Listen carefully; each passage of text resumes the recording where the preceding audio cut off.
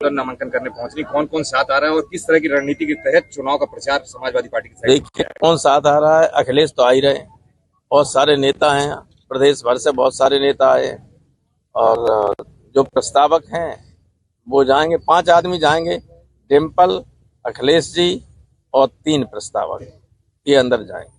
Sir, इस बार लोकसभा चुनाव में देखा जा रहा है मुद्दों की बात नहीं हो रही। एक तरह से विपक्ष बोल रहा है कि सरकार मुद्दों पे बात नहीं कर रही, वहीं सरकार कह रही है कि विपक्ष के पास कोई मुद्दा नहीं है। विपक्ष का मुद्दा ही मुद्दा है। असली मुद्दा तो विपक्ष का सबसे बड़ा मुद्दा है कि ये सरकार संविधान बदलने की कोशिश कर रही है और आ जाएगी सत्ता में संविधान बदल देगी।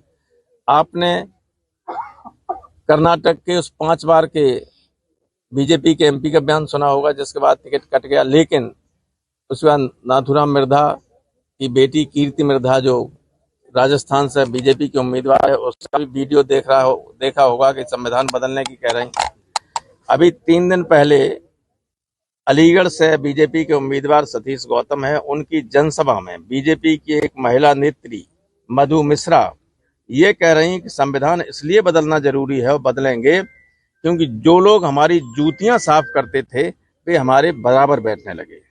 और कल ही अयोध्या से जो उम्मीदवार हैं बीजेपी के लल्लू सिंह, उन्होंने कहा कि 400 पार की बात इसलिए की जा रही है, हम कर रहे हैं ताकि 400 जब जीतेंगे तभी संविधान नया बनाया जाएगा, ये हटाया जाएगा। तो इससे बड़ा मुद्दा तो कोई हो ही नहीं सकता। बीजेपी ने जयवीर को उतारा, यहाँ पे कैबिनेट मंत्री हैं, किस तरह के प्रतिनिधि को देखते हैं आप? कोई नहीं, सबसे कमजोर मंत्री होता है हमेशा उम्मीदवार, ध्यान रखिए, इतिहास इस बात का गवाह है। अच्छा, अभी पिछले चुनाव में अभी जब डिम्पल लगी थी उपचुनाव तब भी थे मंत्री, थे नहीं थे, नहीं थे नहीं मंत्री थे, यहीं से मैनपुरी से एमपी एमएलए और मिनिस्टर थे बाकायदा, और कितने बड़े मार्जिन से हारे ये पता कर लें इलेक्शन कमीशन से। इस बार उन्होंने नारा दिया, इस बार नहीं तो कभी नहीं।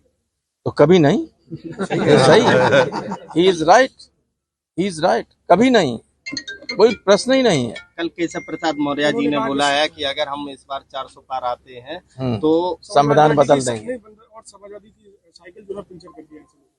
ऐसा है, वो साइकिल की जो है पंचर होगी, जो साइकिलें चलती हैं वे हम उनको ऐसा कर देंगे, पंचर जोड़ने के काम करेंगे सड़क चौराहे बैठ के। डिप्टी सीएम केशव प्रसाद ने जबरदस्त हमला करते हुए राष्ट्रीय अध्यक्ष के ऊपर हमला किया। ऐसा है कि केशव प्रसाद, माननीय केशव प्रसाद जी को कोई नोटिस ही नहीं ले रहा है, खाम का चिल्लाते, वो तो इसलिए चिल्लाते हैं कोई टीवी वाला कह दे, उनको बाबा बैठने नहीं देता है बगल में। Deputy chief minister Maurya ji ने कल ये भी कहा था कि अखिलेश जी, कौन मोहन जी? केशव प्रसाद मौर्य जी ने ये कहा था। अच्छा, मगर मोहन जी उन्होंने मुख्यमंत्री नहीं बनने दिया मुझे, किने दोबारा अखिलेश जी को इनने, कल कह रहे थे। तो वो बन गए कि नहीं बन गए?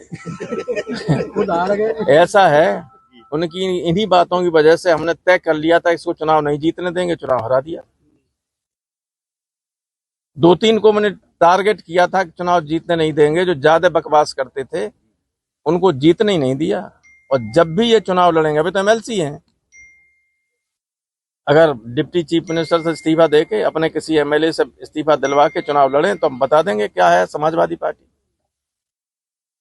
राजनीति में हमेशा लोगों को बहुत सोच समझ के बात करनी चाहिए।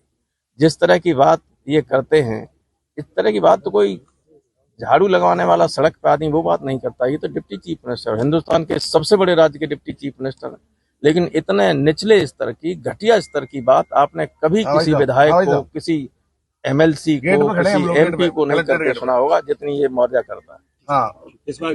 ऐसे ही खबरों में बने रहने के लिए देखते रहिए खबर दृष्टिकोण चैनल को लाइक एंड सब्सक्राइब करना ना भूलें।